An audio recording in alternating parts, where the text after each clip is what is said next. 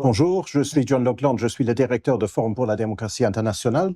Nous sommes le 6 mai 2026. Nous avons la joie de nous retrouver à Belgrade et l'immense joie d'être reçus par Miloš Jovanović, le président du nouveau Parti démocrate de Serbie. Une joie qui est doublée par le fait que nous sommes, je l'ai dit, le 6 mai, qui est la fête du saint patron du parti, la fête de Saint-Georges. En Serbie, il y a cette institution magnifique sociale qui concerne le pays entier. Toutes les familles, chaque famille a un saint patron et pendant 3 jours, chaque famille, chaque année, vénère et célèbre son saint patron. Eh bien, les partis politiques en ont aussi. Nous devrions peut-être en avoir, nous, aux Pays-Bas et ailleurs en Europe. Mais c'est la raison pour laquelle nous sommes venus à Belgrade aujourd'hui. Et je voulais, si vous voulez bien, cher Monsieur le Président, évoquer avec vous 4 sujets essentiellement. Tout d'abord, la politique serbe, pour présenter le parti. Ensuite, la politique européenne, puisque tout le monde s'intéresse bien sûr à la question européenne. Troisièmement, la politique russe, la question russe, qui pour moi est structurante de la politique européenne. Et puis finalement, si nous avons le temps, quelques mots peut-être sur la politique régionale, qui elle aussi est très intéressante. Tout d'abord, la politique serbe. Vous êtes, comme d'ailleurs le Forum pour la démocratie, un parti de l'opposition. Oui. Vous avez vous avez une dizaine... Alors, c'est une coalition maintenant avec nos amis les monarchistes. On était 13. Formellement, maintenant, on est 10 parce qu'il y a eu une petite scission au sein du parti monarchiste. C'est très compliqué, la vie politique en Serbie ces derniers temps, parce que c'est pas vraiment... Alors, comme c'est un média étranger, même si c'est très amical, et je suis très content de vous avoir comme invité aujourd'hui à Belgrade, et je suis très fier de vous avoir eu comme invité pendant notre Slava, donc la fête du Saint-Patron qui est Saint-Georges pour le parti. Mais il n'en demeure pas moins que, généralement, j'ai beaucoup de peine et de mal à émettre des critiques envers mon pays quand je parle pour des médias étrangers. Néanmoins, ce que je peux dire, c'est, allez, on va le dire de manière assez succincte et relativement douce, la démocratie serbe laisse à désirer, c'est-à-dire voilà tous les processus. Je pense que la Serbie n'est pas seule malheureusement dans. Non, elle n'est pas seule. Et donc, si vous l'avez, la vie politique est assez empoisonnée, le débat public est assez médiocre, le niveau a tout simplement baissé. Donc, il y a souvent des décisions parfois au sein des partis. C'est pas le cas du nouveau Parti démocrate de Serbie. On est très stable depuis des années, et j'en suis fier. Mais ça arrive relativement souvent avec d'autres partis, et notamment c'est arrivé à nos amis les monarchistes. Du coup, le nombre a un peu baissé, pour répondre à votre question. On est 10, mais on fait partie on est un des plus importants groupes d'opposition. Voilà, donc vous êtes 10 sur 250. 50. C'était à l'air petit, mais c'est pas du tout en chiffre absolu, effectivement, quelqu'un pourrait conclure, c'est pas énorme. Mais en revanche, avec 13, nous étions le premier parti d'opposition, le premier groupe parlementaire d'opposition. Qu'est-ce qui fait de vous un parti d'opposition? Quelle est la raison de votre... Malheureusement, en 2 mots, si vous voulez bien. 2 choses. Quels sont les enjeux principaux? On va le faire encore une fois. Pour le présenter à ceux qui nous regardent. Nous sommes un parti d'opposition au gouvernement, parce que nous pensons que quand il s'agit des intérêts vitaux et intérêts nationaux de la Serbie, nous ne sont absolument pas respectés, notamment la question du Kosovo et de la Métochie, qui est pour nous régler. Le Kosovo fait partie intégrante de la Serbie. C'est une question vitale, c'est une question d'identité nationale, de culture, ce qui n'est jamais une question du passé. Malraux disait, c'est toujours une question d'avenir quand il s'agit de culture. Et nous avons nos monastères là-bas, nous avons notre identité encore une fois. Donc pour nous, ça a été réglé depuis belle lurette. Nous n'avons pas de souveraineté effective sur le Kosovo présentement, mais on va faire tout pour la recouvrer. Et j'insiste, il faut que je le dise, et notamment comme c'est un média et ce sera certainement regardé par des Occidentaux en parlant dans une langue étrangère, la résolution 1244 du Conseil de sécurité des Nations Unies de 1999 est toujours en vigueur. Oui. Et elle est juridiquement contraignante, à force obligatoire pour tous. Elle a été adoptée sur la base du chapitre 7 de la Charte des Nations Unies. Elle dit clairement, elle dispose et stipule clairement que le Kosovo et la Métochie sont partie intégrante de la Serbie, à ce point qu'elle prévoit même le retour d'un certain nombre de membres de forces de sécurité serbes dans notre province. Oui. Et donc, nous lutterons par des voies diplomatiques principalement à ce que cette résolution soit respectée à l'avenir. Donc, le deuxième point qui fait de nous un parti d'opposition, c'est notre position vis-à-vis de la question de l'Union européenne, de l'intégration. Sur le Kosovo, vous considérez donc que l'actuel pouvoir en Serbie n'a pas respecté, voire a peut-être même trahi les intérêts nationaux serbes au Kosovo? Le deuxième terme de votre question, et je pense c'est plus juste malheureusement, je ne le répéterai pas, mais quand vous avez en tête les dispositions de l'accord, le soi-disant accord franco-allemand qui nous a été présenté, qui a été accepté verbalement par le président de la Serbie, et ensuite son annexe d'Ohrid, qui est un endroit, un lieu en Macédoine.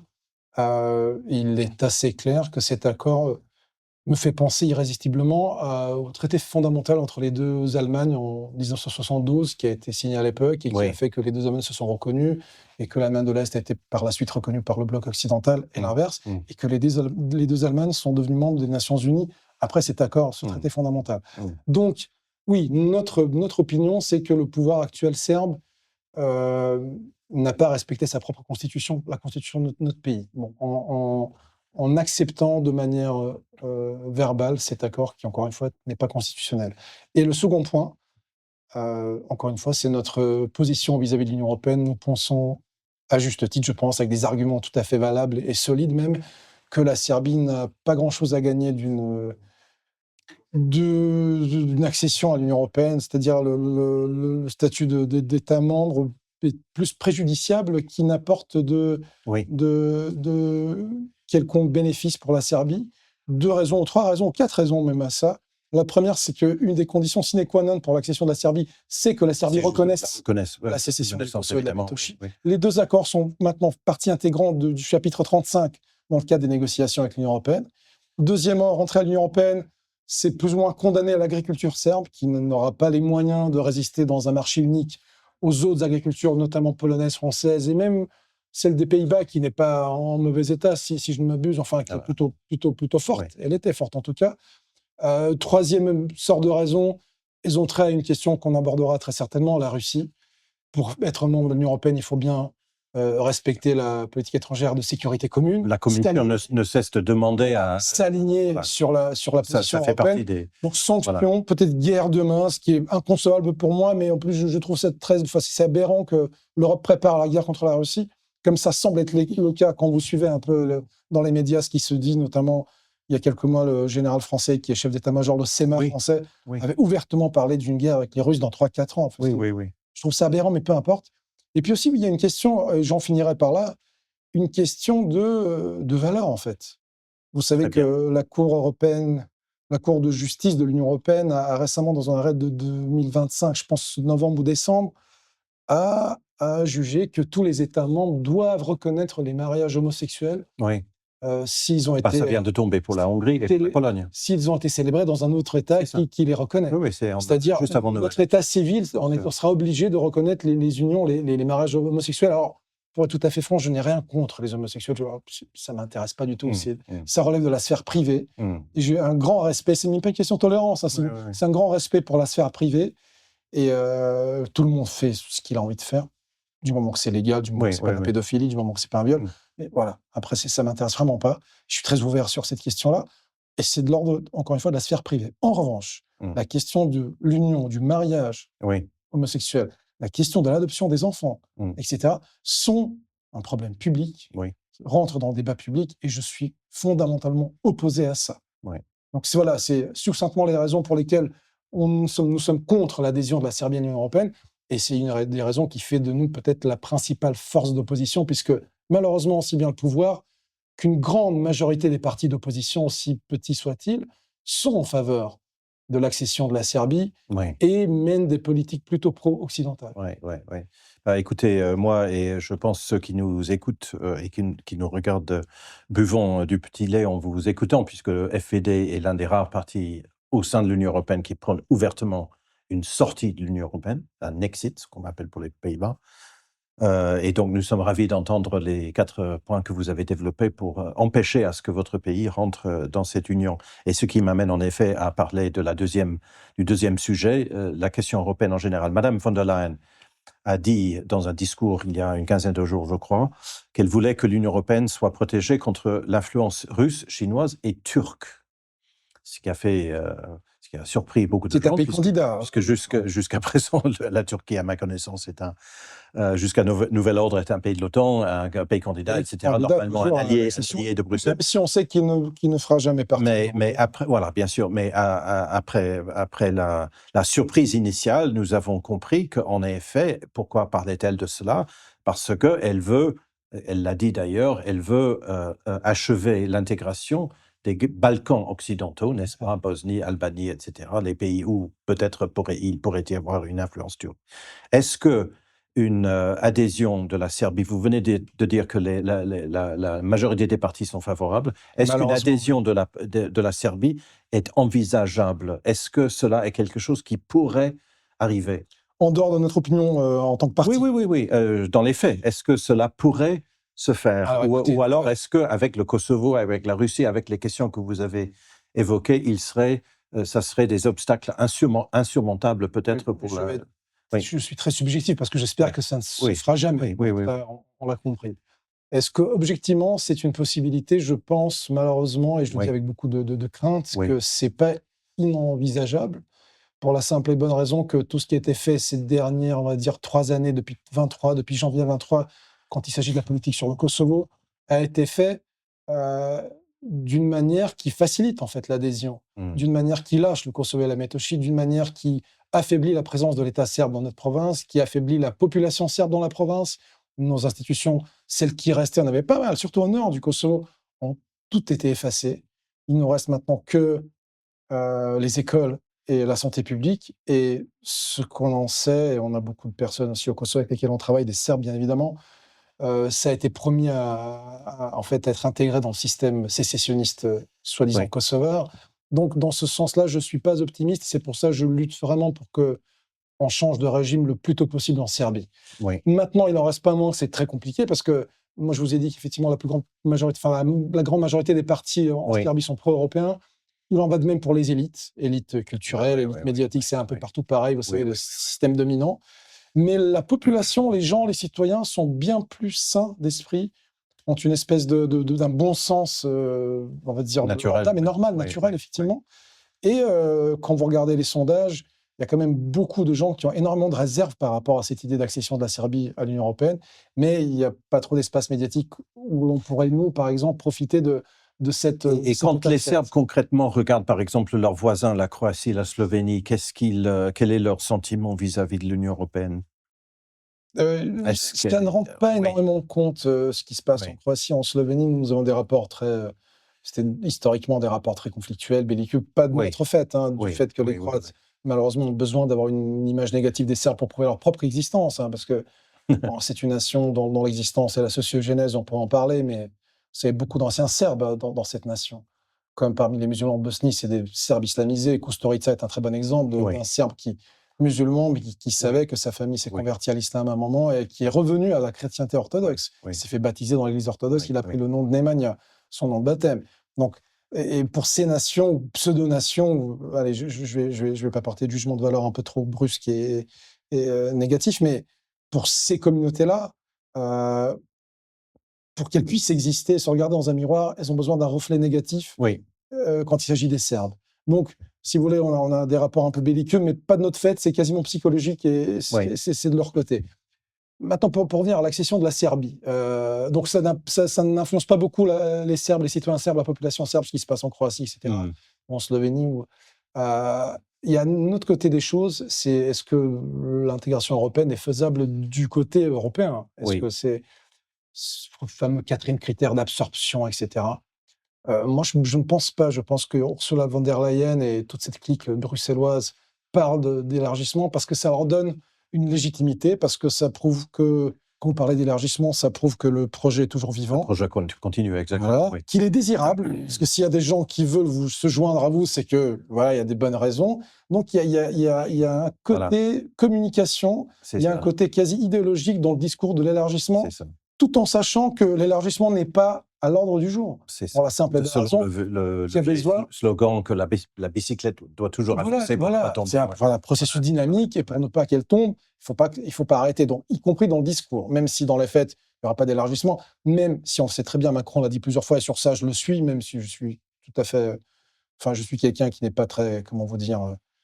subjugué par Macron et ce qu'il a fait. Je pense qu'il a déstructuré le système politique français, qu'il a fait énormément de mal à la France. Mais c'est un autre débat et c'est pas mon débat. Je me préoccupe de la Serbie. Mais il n'en reste pas moins. Il avait dit que avant d'avoir un élargissement, il faut une réforme des institutions et de la procédure décisionnelle. Et ça, moi, j'enseigne aussi du droit européen à la fac de droit de Belgrade.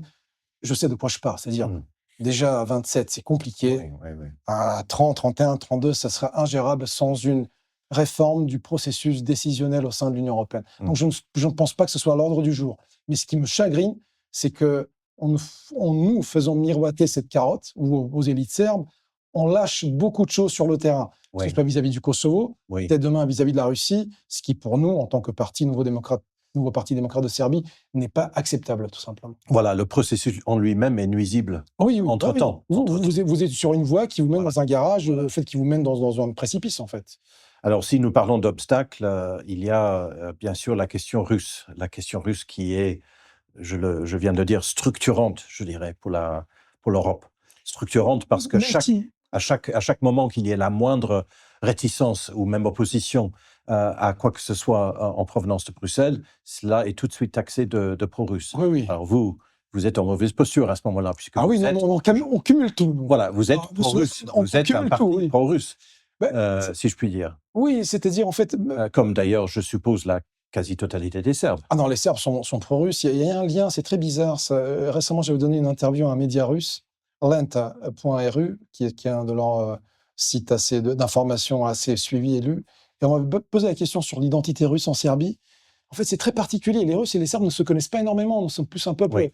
Il y a un petit côté méditerranéen. Nous sommes slaves du Sud. On est très proches des Français de par notre mentalité. Alors moi, je le sais puisque j'ai vécu en France. Les Français, surtout les jeunes générations, ne le savent pas. Mais on est très très proche de la mentalité, de la façon de vivre avec les Français, beaucoup plus qu'avec, par exemple, les Russes. Oui, bien sûr. Et on ne se connaît pas énormément. Bon, on a lu Dostoïevski, Sholokhov, Pasternak, ce que vous voulez, enfin, il y a la grande culture russe, civilisation littéraire, etc. Mais on ne se connaît pas. Et en même temps, et j'avais fait cette métaphore, je ne sais pas ce qu'elle vaut, c'est mon point subjectif, c'est comme s'il y avait un lien profond entre les deux nations qui se comprennent quand il faut. C'est-à-dire, et j'avais dit, c'est comme si deux jumeaux étaient séparés à la naissance, mis dans des familles différentes, ils ne se connaissent pas du tout, mais il y a un lien substantiel, quasiment ontologique entre eux. Oui. Et ils se sentent. Et ça a toujours été le cas avec les Russes. Donc, je ne dirais pas que je suis foncièrement pro-russe, mais en même temps, je suis beaucoup plus près d'un peuple. Alors, au-delà de l'orthodoxie, du fait qu'on est slave, c'est un peuple qui ne nous a jamais attaqués, on n'a jamais fait la guerre avec la Russie. Ils nous ont aidés quand ils pouvaient. Ce n'était pas systématiquement le cas non plus, mais ils ne nous ont jamais attaqués, ils ne nous ont jamais bombardés. Parfois, ils ont aidé davantage les Bulgares que les Serbes. Mais il y a un lien, il y a un lien vraiment historique et profond. Tchaïkovski avait fait sa marche slave à l'époque de la guerre russo-serbo-turque, c'est 1876, 17, etc. Il y a beaucoup de liens. Et dans cette affaire-là, concernant l'Ukraine, pour être tout à fait honnête, vous savez, il y a même en Occident des gens qui ont su raison garder. Même en Amérique, John Mearsheimer, le grand internationaliste américain, qui avait, à mon sens, beaucoup de justesse, avait expliqué ce qui s'est passé en Ukraine et ce qui était inévitable si l'Occident voulait continuer comme il l'a fait, à essayer de prendre l'Ukraine à la Russie et d'en faire un pivot pour une politique anti-russe. D'ailleurs, c'était dit par Brzezinski ou Brzezinski, on dirait en français. Il a écrit noir sur blanc dans Le Grand Échiquier, c'était en 97. Ouais. Il a écrit que l'Ukraine, c'est la région principale dans leur stratégie anti-russe. Donc, vous savez, en Russie, alors, à l'époque, ils étaient sur les genoux, certes, mais ils savaient lire à l'époque. C'est une grande nation. C'est-à-dire, ce que j'ai lu moi, ce que vous avez lu vous, bah, ils ont lu là-bas à Moscou aussi. Enfin, vous savez, bon, et si vous voulez, dans cette histoire, déjà, nous, on est proche naturellement des Russes d'une part, mais là, pour le coup, je pense qu'ils ont raison. C'est-à-dire, s'ils avaient tort, je leur ai dit. Mais encore une fois, je vais faire un autre parallèle. Si, rien à voir, mais pour vous expliquer mon état d'esprit, si un génocide avait véritablement été commis à Srebrenica, par ma nation, par mes gens, par mon peuple, je leur ai dit. Oui. Et je me serais excusé, j'aurais prié Dieu pour nous, pour nous pardonner, si c'est pardonnable. Je ne pense pas qu'une telle chose soit facilement pardonnable, mais non, ce n'est pas le cas. Il n'y avait pas de génocide à Srebrenica. Et ça, je le dis en tant que juriste. Il y avait des crimes de guerre, certains. Il y en avait beaucoup plus avant contre les Serbes, il faut le dire aussi, dans cette région-là. Mais ce n'est pas un génocide, c'est un non-sens de parler de génocide. Donc là, il en va de même pour les Russes. Je pense que fondamentalement, ils ont raison. Ils étaient très, très attentifs même à un moment. Ils étaient très patients, je voulais dire, mais même attentifs et attentistes. Ils ont laissé... ils ont cru en Occident, ils ont cru dans les accords de Minsk. Et comment vous dire, mais qu'est-ce qu'elle a dit, Angela Merkel, sur ces accords? Et même M. Hollande, bien sûr. François Hollande avait dit clairement que c'était en fait, ils ne voulaient pas les respecter, ils achetaient du temps pour réarmer l'Ukraine, etc. Donc, si vous voulez, on a une position pro-russe, pas seulement par une inclinaison naturelle de la nation et puis politique, ou un réflexe géopolitique ou historique, mais aussi parce que je pense que dans cette affaire-là, précisément, les torts sont plutôt de l'autre côté. C'est ça, c'est ça. Donc c'est un jugement rationnel, indépendamment du Eh côté ben oui. affectif qu'un Et puis Serbe peut les avoir. Russes considèrent pas que le Kosovo est indépendant. Mm. Les Russes soutiennent Oui, au sein du Conseil de sécurité des Nations Oui. Unies les positions serbes. Donc c'est un allié. Enfin, si vous voulez, c'est vraiment une position au-delà des sentiments et de ce côté ontologique de lien profond. Il y a une rationalité politique. et comment avez-vous réagi à une déclaration récente du président Vučić? Il donnait un entretien d'ailleurs à 2 Anglais, à 2 de mes compatriotes, Ouais.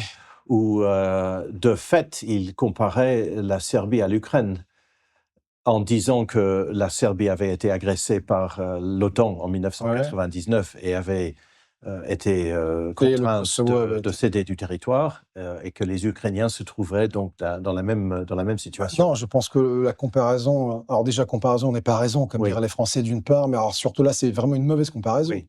Parce que d'une part, vous savez, les Albanais au Kosovo et Chomsky, mais pas seulement même Chomsky, beaucoup de gens, je cite des auteurs occidentaux pour ne pas citer des auteurs serbes, sinon ça fera subjectif et voilà. Oui, oui. Mais il y a beaucoup, Diana Johnston et enfin beaucoup d'autres gens éminents et très brillants, ont écrit sur l'autonomie du Kosovo. Aucune minorité au monde n'avait une telle autonomie comme les Albanais dans la Serbie à l'époque. Ils avaient même une province autonome, celle du Kosovo et de la Metochik. Ils avaient leur université, ils avaient tout, ils avaient leur police, ils avaient tout. Alors que par exemple la France ne connaît même pas dans son droit public le terme de minorité. Bien sûr. En France, il n'y a pas de minorité, par définition, Et par de son droit public. Oui, oui. C'est aucune section du peuple Non, mais français. c'est une particularité de cette région. Principe de l'indivisibilité de la République, qui n'est pas seulement territorial, qui aussi, peut-être même premièrement, touche au fait que voilà, aucune section, donc vous êtes français ou vous n'êtes pas français, quelle que soit votre origine. Donc il n'y a pas de minorité. D'où, et c'est la raison pour laquelle la France n'a jamais ratifié la charte des langues minoritaires régionales de l'Union européenne. Bah, passons. Ils avaient tout. L'Ukraine a quand même le pouvoir central ukrainien, a quand même commencé allègrement à empiéter sur les droits à l'autodétermination interne des populations russes. Alors on dit russophone en Occident, c'était russe, de l'Est ukrainien. Donc si vous voulez, ils les ont exclus, ils ont proclamé la langue ukrainienne comme officielle partout, etc. Donc il y a beaucoup de choses que... Et d'ailleurs, il aurait suffi de respecter les 2 accords de Minsk, et je pense que tout aurait été bien, la solution était là. En revanche, la Serbie et le Kosovo est une autre paire de manches. C'est-à-dire les Albanais avaient tout, mais en fait, ils ne cachaient jamais, ils voulaient un État. Ils voulaient la sécession. Et ça, ce n'est pas permis en droit international. Le droit international ne connaît pas de droit à l'autodétermination externe. Théodore Christakis, un éminent juriste de Grenoble, enfin, il était à Paris, a fait une thèse là-dessus. Thèse brillante de, je sais pas, 400, 500 pages. En tout cas, la guerre a commencé d'une manière tout à fait différente avec le terrorisme de l'UCK, avec... ils ont tué des policiers serbes, des civils serbes kidnappés, enfin, il y avait tout un tas. Et l'État a réagi. Et c'est là où l'OTAN est un... Donc, je ne pense pas que la comparaison tienne. Je pense qu'elle fait plus de tort à la Serbie. Mais après, si vous adoptez un point de vue qui est le mien et qui est celui que ce pouvoir-là actuel en Serbie est en train de se détacher du Kosovo, là, il y a une rationalité politique à faire ce genre de comparaison qui ne tiennent pas. Mais encore une fois, s'ils continuent dans leur politique, ils sont dans la responsabilité pénale aussi, parce que c'est pénalement répréhensible en Serbie d'œuvrer pour la reconnaissance de la sécession d'une partie du territoire. Et vous n'avez même pas évoqué l'aspect historique. Le Kosovo, bien évidemment, ça n'en parle même pas. Voilà, il n'y a aucune comparaison entre le Donbass pour l'Ukraine. Vous savez, le Donbass, c'était la Nouvelle-Russie. Enfin, c'est ça. C'était créé par Catherine, notamment la tsarine, enfin, mais pas seulement d'ailleurs, mais bon. Voilà. J'aimerais vous interroger aussi ou avoir votre commentaire sur les évolutions régionales, puisque vous avez des voisins très intéressants. Vous avez les Hongrois au nord, qui viennent de connaître un changement de régime.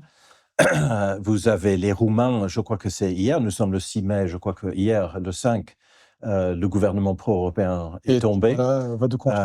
En Bulgarie, il y a une semaine, il y aurait, je connais moins, je suis mal placé, mais il y aurait eu un petit sursaut, on va dire patriote. Patriote nationaliste. Comment est-ce que vous voyez, alors par exemple pour la Hongrie, beaucoup de conservateurs en Europe et sans doute aussi ailleurs voient dans la chute de Viktor Orban une grande perte pour la cause patriotique, puisque Orban portait quand même l'espoir de plusieurs conservateurs européens. Comment est-ce que... Et puis, il avait aussi, Très bon rapport pour la bien Serbie, sûr. il a fait preuve d'un soutien Ah oui, exceptionnel indéfectible. Non. pour la Serbie et pour la République serbe de Bosnie. Ouais. Comment voyez-vous ces différentes évolutions? Alors commençons par la Hongrie, je Oui. pense que c'est une perte pour tous les gens qui pensent comme nous.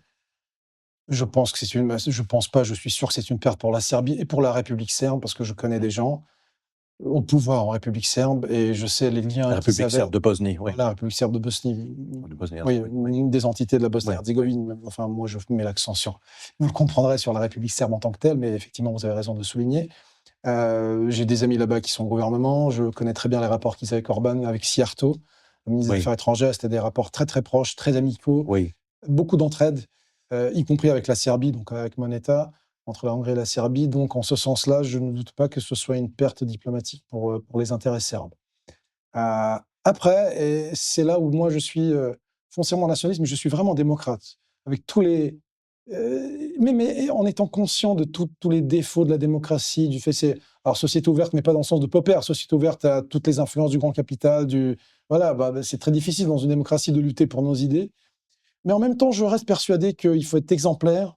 Et je ne dis pas que le régime hongrois a été corrompu.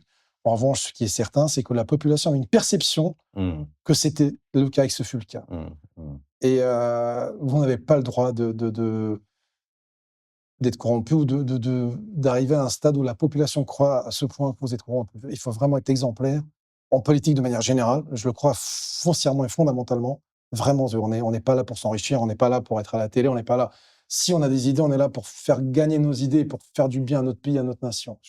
Ça a l'air idéaliste, ça a l'air un peu enfantin peut-être, mais c'est la seule manière de faire de la politique qui puisse vous permettre de faire des changements véritables. Sinon, si c'est faire de la politique pour faire de la politique, Ouais. être parlementaire, être au pouvoir demain et rien faire, je m'en fiche. Ouais. Pour le coup, j'aurais vraiment des choses plus intelligentes et intéressantes à faire. Que ce soit à la fac en premier lieu, écrire des bouquins, comme vous l'avez fait beaucoup de bouquins, j'en ai utilisé certains pour ma thèse, je vous l'ai dit, vous ouvrages sur le tribunal pénal international pour l'ex-Yougoslavie, etc. Donc, si vous voulez, je pense qu'Orban, même en n'étant pas fin connaisseur de la situation hongroise, je pense quand même que peut-être plus d'exemplarité aurait été mieux pour lui et pour nous tous. Et puis après, il y a un autre moment, c'est que 16 ans au pouvoir, même si vous êtes exemplaire, peut-être ça commence à faire trop long pour des pays qui restent quand même des démocraties. Et quand je vous dis ça, je suis foncièrement démocrate. La raison ultime, en fait, de cette vision, de cette croyance, c'est la question de légitimité, en fait. Si vous parvenez à établir vos idées comme dominantes, c'est-à-dire à persuader les gens dans le bien fondé de votre politique, de votre vision politique, c'est là que vous avez gagné. C'est-à-dire, c'est même quand vous ne serez plus au pouvoir, cette politique-là sera tellement bien ancrée que des gens continueront de la mener. C'est ça le principal, c'est ça le fondamental, c'est ce qui est important. Oui. Parce que Et Orban a peut-être partiellement réussi. peut-être qu'il a réussi, on verra. Mais par rapport à l'Union européenne, je ne suis pas certain. Voilà, Bruxelles, c'était un ennemi qu'il ne faut pas sous-estimer. Il ne faut pas le surestimer, il ne faut pas le sous-estimer non plus. Mais revenons à la Serbie. Ma vision pour la Serbie, on aurait besoin allons dire, en moins 100 ans, un siècle pour réaliser tout ce que j'ai envie de réaliser. Ce qui, par définition, moi, me met hors du jeu. Alors, peut-être je serai au pouvoir 5 ans ou 10 ans. Peut-être je pourrais faire certaines des fondations, construire, mais je ne pourrais pas faire tout ce que je veux. Donc, raison de plus pour faire en sorte, dans une ambiance démocratique, une délibération ouverte, persuader les gens et les gens qui viendront après moi au pouvoir du bien fondé de la vision et qui continuent à œuvrer en ces directions. Voilà, c'est bête, peut-être encore une fois, c'est enfantin, mais j'y crois vraiment. Non, mais c'est magnifique de l'entendre. Terminons justement sur les perspectives. Terminons sur les perspectives immédiates. Gouvernement fragile, fragilisé par une instabilité politique extraordinaire. Voilà, sans doute des changements à venir. Dites-nous un dernier mot sur ce que nous pouvons attendre écoutez, dans les semaines, les mois à venir. Alors, ce qu'on sait pour sûr, c'est qu'effectivement, le mandat du président expire en 2027. Donc, il y aura des élections en 2027 présidentielles. Et bien évidemment, il y aura un moment des élections très probablement anticipées législatives à la fin de cette année.